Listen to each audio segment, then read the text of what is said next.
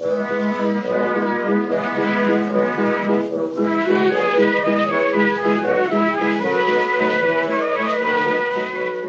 to Loremen, a podcast about local legends and obscure curiosities from days of yore.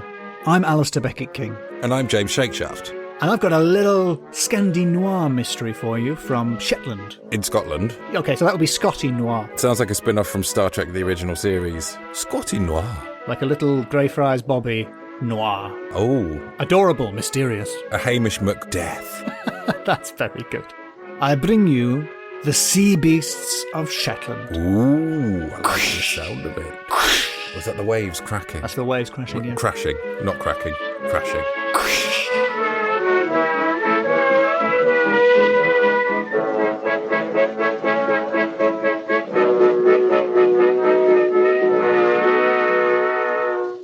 So, James Shakeshaft, I think you know where this story began because you sent me through the post a book called Ancient Monuments, Volume 6, Scotland. Yes. This book was published by the Ministry of Works. Oh, yeah, the Ministry of Works. Which is the thing I have never heard of. It sounds made up. It sounds like it belongs in Gilliam's Brazil or something like that. Yeah, there's the Ministry of Works. Next door there's the Ministry of No Play.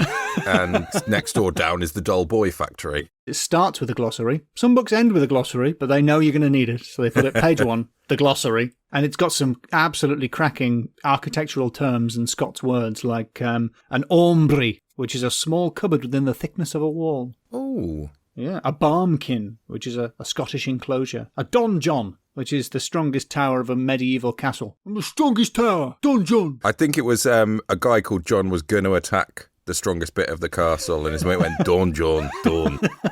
My favourite, of course, the groin vault, which is a Gothic vault without ribs. Groin vault. Oh, yeah, mine doesn't have ribs. The best thing about this book is it comes with an amazing yellowed and mould-covered map of Scotland. I mean, I'm sure it wasn't yellowed and mould-covered when it was new, but it is now. I don't know if the listener can hear, but listen.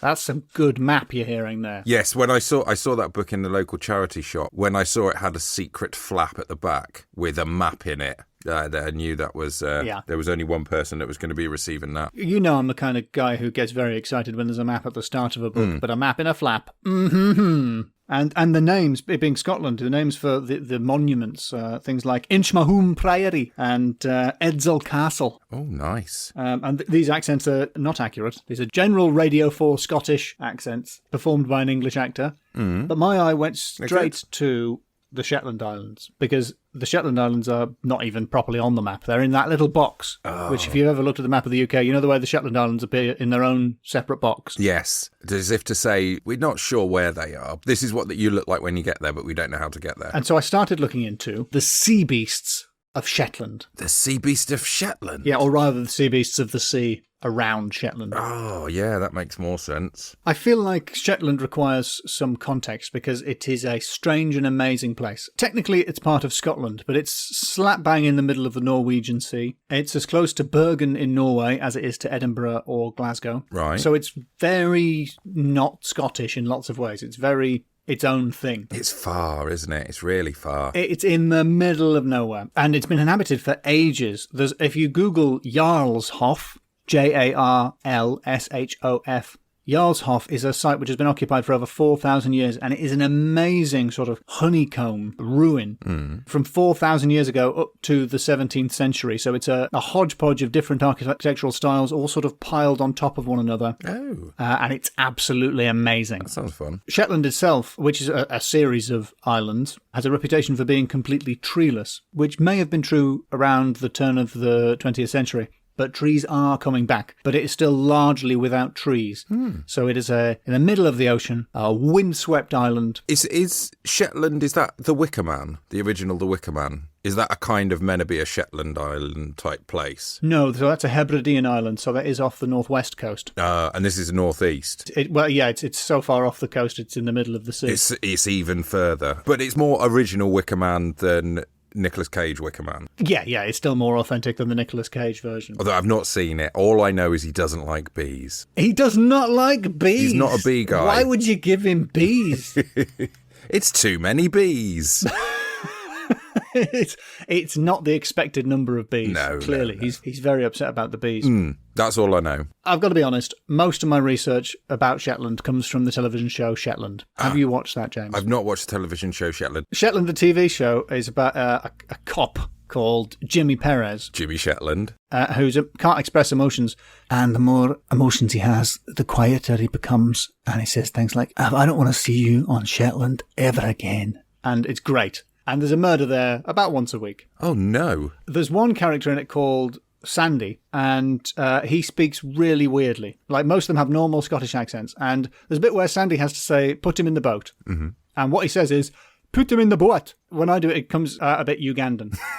Put him in the boat. And it's a crazy accent. And I immediately twigged. I thought, that is an English actor doing a Scottish accent. Because I think, I'm half Scottish. I think I can tell when an English actor is pretending to be Scottish and absolutely overdoing it in a variety of ways. Put him in the boat. Put him in the boat. So I Googled it. And the actor who plays Sandy is from Shetland. Oh. And that accent that I thought was a made-up, ridiculous, fake Scottish accent is actually the Shetland accent. Oh. So, yeah, egg on my face. Yeah. Egg on your face. According to ShetlandDialect.org, it's heavily influenced by the Norn language, which is like an old Germanic language. It's Old Norse. It died out in the mid-19th century. It's got weird quirks, like their god of the sea is called the Sea Mother, or as they have it, Da Sea Mother. And I can't not read that in like a Brooklyn accent, like the Sea Mother. The Sea Mother. You come to Shetland. What did you call my mother? Like, you is do. And I told Rachel, my lover and confidant, that. And she said, do is do. So they would say, how do. And yes, I guess they would say, how do. From Da Rabbit's Lullaby, which is, it sounds so hip-hop. Telling someone to lie down would be, you would say, Lady Doon. Lady Doon? Yeah, lie you down. But if you want to be emphatic, you would say, lay doody doon. Do. So that's if you mean business. A saying from Shetland is, "De moose kens when de cat is oot de hoose." Again, I'm not doing the accent, which is the mouse knows when the cat is out of the house. Oh, the mouse. Yeah, not the moose. Right. How would a moose know? Why would it care is more the thing. Exactly. Moose would just go, oh, cat's gone out of the cat flap. I'm going to continue to be a moose. When the cat's away, the moose is indifferent. Yeah. But it's party time for the mouse. Yeah. So it's odd. Have you been to Norway? Norway. Very nice. Nice Geordie answer. No, I've been to Iceland. That's the only one of the those sort of cold places I've been to. Oh, no, I went to Sweden. That's still not Norway. Still not Norway, but it's a good try. Yep, good effort. I gigged in Haugesund, which is a little way south of Bergen. And this is an example of Norse weirdness. Have I told you how they clap in Haugesund? No, but if they're clicking their fingers, I'm walking. It's not quite that bad, but they start out clapping normally, like... All right, a good gig, was it? That was amazing. Yeah, it wasn't like Queen at Live Aid, but it was lots of... But then, after a short while, they get in sync with each other. Oh, that sounds intimidating. So it goes from to... Which, if that happened in the UK, that would be like, we don't like you, or it would mean encore. It would mean something. And so I asked the person running it, and she explained that's just how they clap in Norway. They're just good at clapping, and good at getting in sync. Well, it's so weird. I was just listening to a recording of Tom Lehrer's songs from 1967 in Sweden, and it's the same. So maybe it's, I don't know if it's across all of Scandinavia, I don't know if it's dying out, but they start out going... Just random claps. And then quickly form into... The showrunner's explanation for it was that it was an example of Scandinavian conformity, that they didn't like the clapping in their own time, so everyone syncs up and claps at the same time. Does it get faster and faster like it does in Britain? No, because, that's the worst thing about English people. We will clap along to music. But then we don't want to listen to the whole thing. Come on, get it done. Get it done. We'll clap along, but we will not keep time at all. No. We will speed up like it's the circus. Get it done. Whereas the Norwegians, I don't know, it seems to like a bit of a kill the pig. Spill its blood. Kill the pig. Is that a Lord of the Flies Yes. reference there? I was lucky to escape with my life. You broke your glasses, though. I can't believe you've cast me as Piggy in Lord of the Flies. I would have thought I'd be one of the choir, like the tough guys, if I'd gone to private school. Which I didn't, folks, because I'm relatable. I didn't, but I sound like I did. So, that's Shetland. In honour of the TV show, Shetland. I've got some suspects for you. The Sea Beasts of Shetland. And my question to you is, which do you think affrighted the sailors the most? Right, I like this. I like the mystery format. So my main source for this is Kings Hill and Westwood's excellent book, The Fabled Coast. So first suspect, this is an easy one, is the Yell Mermaid. The Yell Mermaid? Yeah, so what you need to know for this is that Yell is the name of one of the islands of Shetland. Not just a very shouty mermaid. And in 1823... a fishing boat near Yell captured a mermaid. Oh. Apparently, it got entangled in the lines and it was brought ashore. It was 3 feet long and it had a body like that of a woman, I'm quoting here, with breasts and the lower part like a dogfish's tail. Oh. The face and neck were short and monkey-like with a low forehead but distinct lips. And on the top of its head, it had a crest of shoulder-length bristles, which apparently it could raise or lower, so they must have caught it while it was alive. There's a very nice drawing of it, where it looks like Christopher Walken, the top half of Christopher Walken, but the bottom half of a dogfish, to be fair. A baboobed Christopher Walken. Oh, a baboobed Walken, yes. Yes. Merry Christmas. Is it what you wanted? It's a baboobed Christopher Walken, so yes. So Westwood and Kingshill quote a Mr. Edmonston, who noted that a very peculiar animal has been taken, no one can doubt. It was seen and handled by 6 men on one occasion, and for some time, not one of whom dreams of a doubt of its being a mermaid. The mermaid is not an object of terror to the fishermen. It is rather a welcome guest, and danger is apprehended only from its experiencing bad treatment. It is quite impossible that under the circumstances, 6 Shetland fishermen could commit such a mistake. So the consensus seems to be that the mermaid was harmless, even friendly, but everyone seems to think that it was a genuine thing that was found. So some marine oddity was pulled ashore, but nobody's quite sure what. And whether or not it had the face of Christopher Walken is a mystery this podcast cannot answer. So that's the first suspect, the meek and mild mermaid. Too briny. I'm in the sea. Not briny enough. I got entangled in your lines. Can either of us do an impression of Christopher Walken? No. It's quite hard. So, Detective Shakeshaft, what's your impression of the first suspect? Not very scary for these fishermen. Yeah, all right. I think one or more than one of them may have had relations with mermaids. I wouldn't rule it out. There were 6 of them. Gets lonely on those fisherman boats. And the unfortunate thing about Shetland is no trees to provide cover for whatever you're getting up to. Right, so you've got to do it in the sea. Yeah. With whatever you find. I'm not sure we can stand by that accusation. Probably a manatee. Second suspect, the sea trows. The sea trousers? Not quite. Trows. Trows. That basically means sea troll. Oh. But you're not picturing the right thing if you're picturing the classic Norwegian troll, although it does come from the Norwegian name. They're basically sea fairies. Like sea monkeys? Not quite. They're people. Beautiful, beautiful, beautiful people who live under the sea in a little kingdom which is its own pocket of air. So they can't breathe water, they're not mermaids, and the only way they can get from that kingdom to ours is by donning the cloak of an amphibious animal, like a seal. They're compared to like Irish selkies, who are sort of seal fairies. Also the Blue Men of Minch. Oh, the Blue Men of Minch. Which are the Outer Hebridean version of it, the Blue Men of Minch. The original Blue Men group. And this story of sea trows comes from Papastor, which is a small island, one of the small Shetland islands. The Papastor? The Papastor. Yep. The dad shop. Yeah, exactly. It's where you get all sort of stocking fillers and gadgets. It's windscreen wipers. A remote control that does everything. Yes. Like a little football top for your mug. Yeah. Absolute rubbish. Papastor. What I like about Papastor is it's very small, and the name of the village on it is Biggings. But it's not Biggings, it's Littlings. I always find that when I'm on the London Overground and it goes through Wapping, it basically says the platform at this station is too short, so move down. This station is Wapping. Wapping meaning big. I say aloud to Rachel, my lover and confidant, it's not even that big every single time. Yeah, me too. In response. I'd think it in my head. Can't be that big. Who is the real monster? So, Samuel Hibbert in 1822 referred to the sea trows as the sons and daughters of the sea. The story begins with a seal clubber on Veskeries, which is west of Papastor. There are rocks which are even so small that nobody lives on them, except seals. But not for long, because the seal clubbers arrived and killed them and skinned them and took their coats. But they left behind the protagonist of this tale, one seal clubber who was stranded on the rock.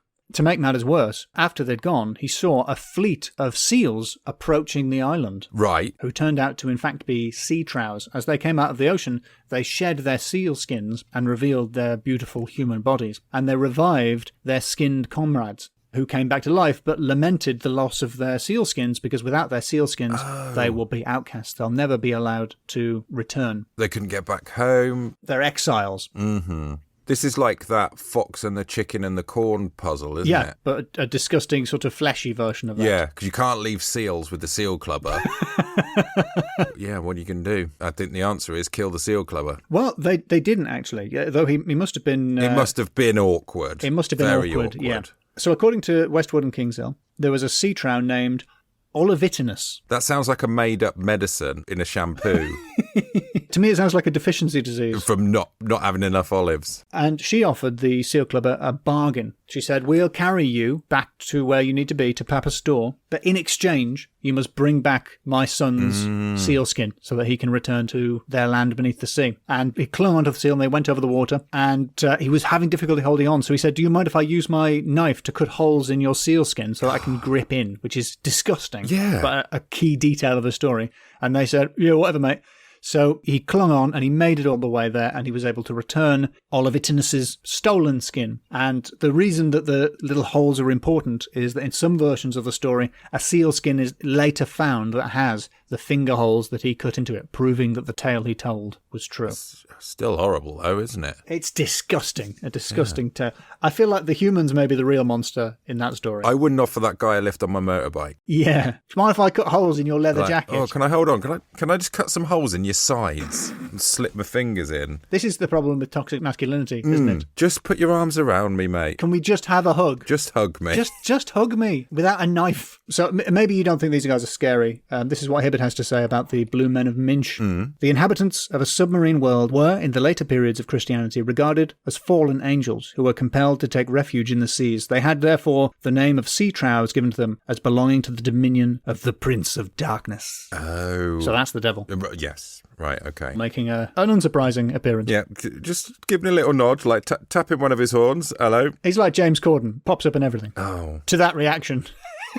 Sometimes he's good, sometimes he's bad. That's the problem with the devil, slightly overexposed. Gets a bit cocky. I've heard stories about, on a personal level, not that great. The devil, yeah. I hear the devil is very rude to runners. So, what do you think? How scary do you think the sea trows are? They've got an alarming backstory, but they seem to have made good. They don't see it. They seem quite nice. Is backstory a deliberate pun in that the holes were cut into the seal's back? Oh, that is an alarming backstory as well, yes. Yeah. I like that they're called Trows because that's my word for trousers. Call my house trousers, my house trews. Saves time. They don't seem too bad, though. Seem quite accommodating. I thought that the sea trow that gave the guy a lift was going to drown him. Surprised it didn't. Oh, I forgot to tell you, there's one more thing. If any of their blood goes in the sea, it causes a storm. Oh, dear. That's quite scary. Especially if they're allowing people to cut holes in them left, right and centre. Yep, very risky. Very risky gambit. All right, my next suspect for you, the Fin Men. Oh, this sounds scary. Also known as the Muckle Men. Less scary. I think you're going to be disappointed with the Fin Men because they may have been human. They were men who sailed in boats of fish skins, apparently, and their clothes formed like a uniform pod, so the boat was attached to the clothes they were wearing. Like a canoe, like a kayak? Yeah, like a sort of coracle kayak, a sort of Inuit canoe type situation. Right. Here's what James Wallace said about it in the turn of the 18th century. They have this advantage. There be the seas never so boisterous, their boat, being made of fish skins, are so contrived that he can never sink, but is like a seagull swimming on top of the water. His shirt he has is so fastened to the boat that no water can come into his boat to do him damage, except when he pleases to untie it, which he never does, but to ease nature, which I assume means we. Yes, yeah. Comfort break. Yeah. Carl Bind was informed that sea monsters are for the most part called Finns in Shetland, so there's much uncertainty about whether the Fin Men are men or whether they are sort of Lovecraftian hybrids. Carl Bind wrote that they have the power to take the shape of any marine animal, also that of human beings, and they were wont to pursue boats at sea. It was dangerous in the extreme to say anything against them. Oh, no. Watch out there, James. He had heard that silver money was thrown overboard to them to prevent their doing any damage to a boat. Oh. In the sea form, they came ashore every 9th night to dance in the sands, and presumably for a wee. As well. It sounds like they're basically in a big tent, but their head's sticking out. Yeah, sort of a reverse tent. Tent keeps the rain off. This is an upside-down version of the tent, which keeps the sea off. A boat, I think, is what I've invented there. Yes, but the head sticks out the top. But with your head sticking out the top, yes. But why is that better than a boat?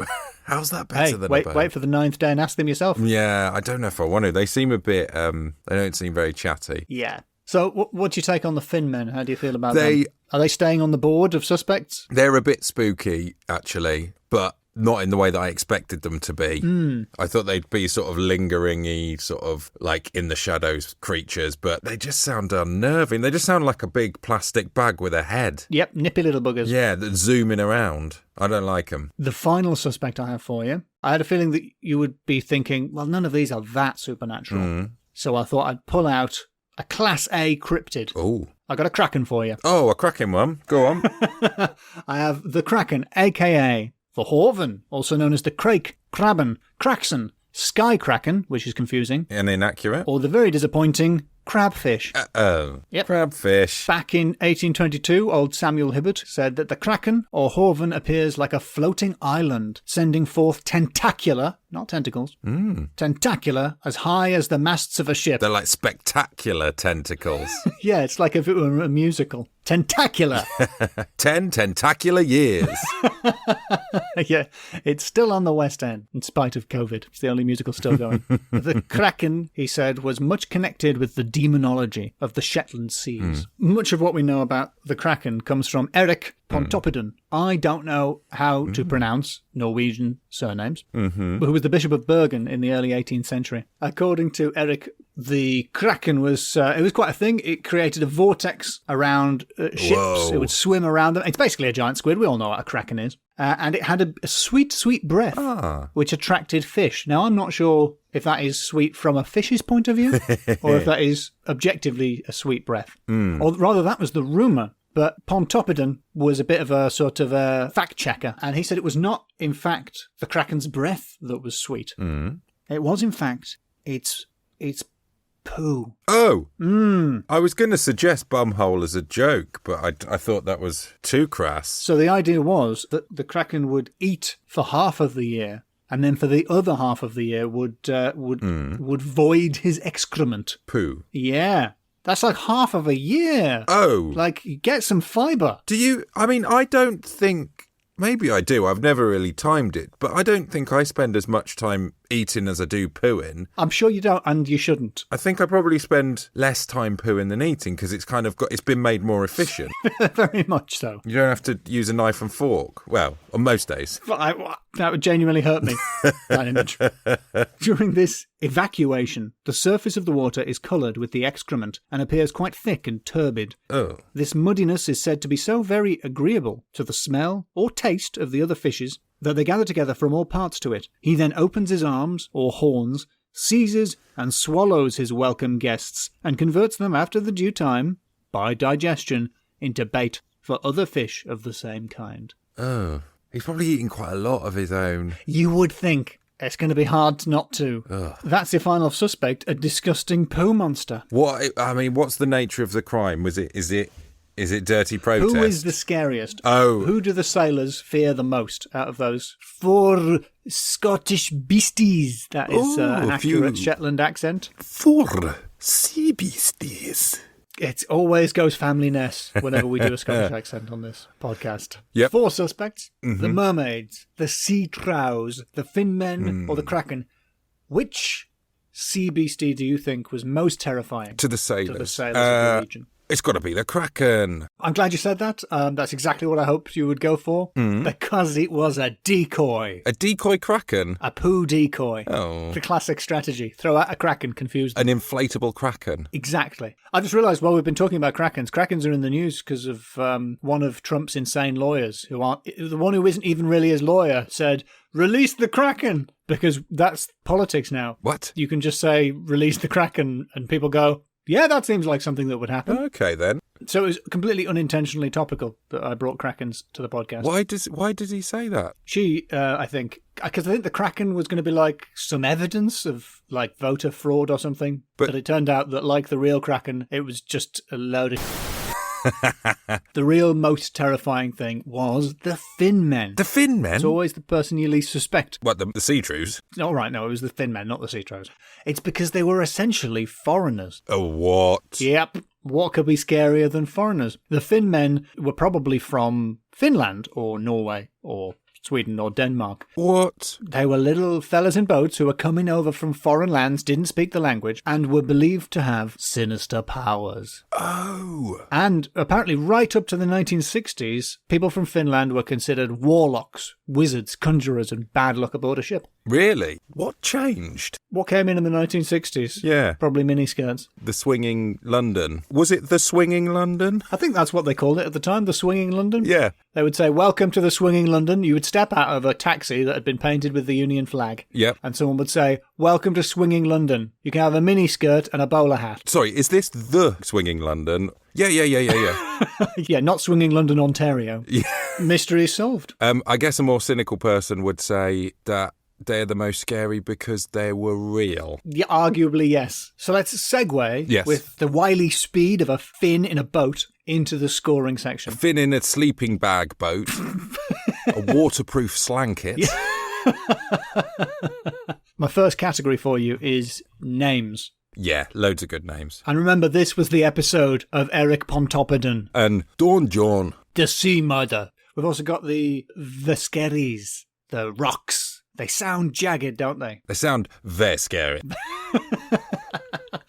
The Veskeries. We've got Jimmy Perez from Shetland. That classic Scottish surname. Jimmy Shetland. And Jarlshof, which means Hoff of the Jarl. No way. It's going to be big. The only thing I like more than a Scots accent is a crazy Scots accent. So I'm going to go 5. 5 out of 5. I honestly, just Scottish listeners, I can do better Scottish accents than I've been doing in this episode. 5 out of 5. It sounds like I'm speaking it backwards and then playing it forwards. Yeah, Shetland is like the Red Room of Scotland. It's like the Black Lodge. Would you like? Yeah, I get you some shortbread. Would you like a lawn cake? Or some tablet. That's the other thing they'd offer. I'm just trying to name Scottish foods to show that I am half Scottish. I do know your culture. Bros. Have we talked about bros on the podcast before? Bros before? No. My mum used to make bros. Yeah, it's like a porridge drink, which is as delicious as it sounds. Ugh. And my mum used to make like porridge and then pour it into a drawer. What? And just leave it in the drawer. And then after a while, you got a drawer full of flapjacks. And then you would just slice it up. From the drawer. Like in a cupboard? Like a chest of drawers. Like a chest of flapjack? Yep, a chest of flapjacks. The greatest treasure. Was your Alasdair? They didn't have Game Boys. They didn't have your Sega Saturns, James. They didn't have hygiene. They just had to allow food to solidify in a drawer. Time is the greatest cooker. I mean, I've got a lot of stuff about my mother-in-law's names for food. Yeah. I'll just mention maybe 1 or maybe 2, and I'll save some more for another time, because there's so many. There is Monkey Totos. Yes. Basically rebranded porridge as a pudding. Yeah, so okay, she I just, can see that. For pudding, give them porridge with sugar on it, which is just porridge. Normally the savoury version will be with salt, so that's why sugar's a treat. Another one is Dippo, which you put this in a deep bowl, and what you do is you boil up some potatoes, and then you put them in a bowl and sort of crush them against the sides to make like a potato lining for the bowl. Yeah. And then you'd fill it with milk and a knob of butter, and then you just eat that with a spoon. No. So it's sort of deconstructed mashed potatoes, but it's called Dippo. Short for Dippopotamus, I assume. Yeah. Right, yeah, so it's 5 out of 5 for naming. Oh, good. So those, frankly, baffling recipes lead me neatly on to the category of supernatural. Well, you've given me 4 different beasts. Yeah. But one of them was a real person. They were real, but they're also warlocks. Up until the 1960s, or they pulled a fast one. The greatest trick the Finnish ever pulled. Yeah, convincing the world in the 1960s that they were no longer warlocks. But then again, the mermaid, I always think the mermaid was just a bit of an excuse by sailors. You think it's a cover-up for shenanigans with the fish? Yeah. All right, you realise that's 6 honest fishermen that you're impugning there. What happens in Davy Jones's locker stays in Davy Jones's locker. Okay, just pictures of fish, I assume. Sexy fish. All right, so you're rejecting the mermaids because they were too sexy. That's Yes. Yeah. bit awkward. But we've got the sea Trows with their secret underground kingdom. We've got the Fin Men's magic. But you only ever see them when they're dressed as seals. No, they take off the clothes. So they're seals. And they're beautiful. Yeah, you see some seals. 90% of the time they are seals, yes. Or people near dead seals, like illegal seal furers who claim to be, oh no, these are our coats. We're a magical race of people that live under the water, and these coats are ours. It's the perfect crime. All right, okay, the Kraken, the big stinky poo beast of the Kraken. Big stinky poo, giant but beautiful, delicious poo, tasty poo. Yeah, really tasty poo. That's its USP. But there is also such a thing as huge sea squid, isn't there? How does their poo taste? That's what I would ask you. Unless it's known to be delicious, doesn't count. Okay, then. So maybe one mythical beast, but there is definitely a real beast that's very similar to it, whose only defence at the moment is that we haven't eaten its poo. 3. Okay, all right. My next category is under the surface. Oh. Because under the surface is where all of the sea beasties live, and also where Scottish people keep their emotions. So it works in 2 levels. It does. Neath the waves. Neath the waves, the depths of a Scottish person. Yeah. What's under that kilt? We all know. I mean, it's an open and shut case, isn't it? I think it is. I really think it is. I don't even have any evidence. I've just got a desk with a briefcase on it. There's nothing in that. That's not what they mean. Stop opening and shutting the case. That's not adding anything. Why do they have briefcases there then, James? It's not just so they open and shut it to go, look, it's an open and shut case. That is why they have them there. Yes, it is. That's what that means. Right, it's an open and shut case. Very cute, but this is a court of law. Lore. Oh, very good. How have we not used that before? I don't know. May I approach the bench for a little sit down? Yeah. We're not in small hall 5. You can turn the bench back over to the correct side up for sitting. Are you suggesting that I flipped the bench around and tried to straddle it like a cool teacher? Yeah, the whole thing. Yep. You can't move your legs that far apart wearing corduroy trousers, as I always am. I'll push you for a score. Under the surface. 5 out of 5. That's a suggested score. I think it's 5 because I'd be worried if I unleashed any emotions or monsters by not giving it a 5. Final category? Yeah. Big finish. Ooh. Nice bit of wordplay there. That is a lovely bit of wordplay. It was a big finish. Yep, I cleverly constructed the mystery to steer you away from those fiendish Finns clapping weirdly in their boats. I don't know if the Finnish people clap like the rest of Scandinavia, but I bet they do. Maybe they don't, and that's why they're considered odd. Yeah, look at them clapping willy-nilly without referring to the national clapping ombudsman that keeps the entire nation in sync. The giant metronome on a fjord. Big finish. What's the score? Big finish. Well, it's got to have to be a 5. How could I give a bigger finish? It looks like the Fin men made quite a splash. Oh, lovely. Very good, very good. Yeah, thank you. I'm going to get in sync with your little applause there. It's very difficult. With the lag. Yeah, it's difficult with the lag.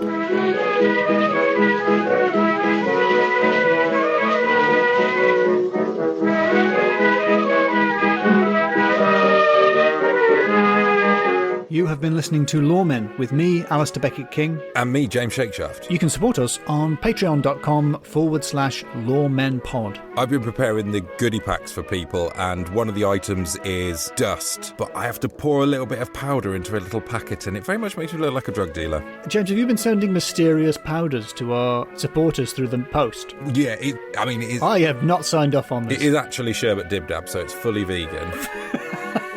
So we're cool.